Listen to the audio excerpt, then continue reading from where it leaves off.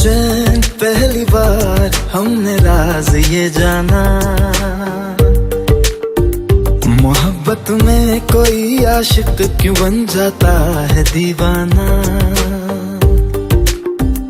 अगर इकरार हो जाए किसी से प्यार हो जाए, बड़ा मुश्किल होता है दिल को समझाना। हुए बेचैन पहली बार हमने राज ये जाना, मोहब्बत में कोई आशिक क्यों बन जाता है दीवाना।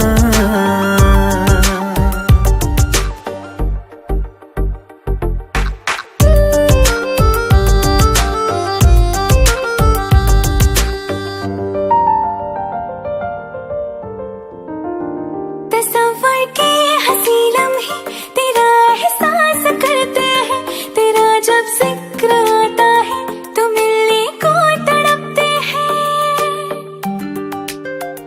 हमारा हाल ना पूछो कि दुनिया भूल बैठे हैं, चले आओ तुम्हारे बिन न मरते हैं न जीते हैं।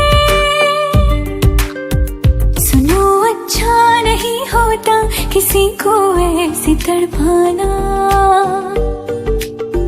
मोहब्बत में कोई आशिक क्यों बन जाता है दीवाना।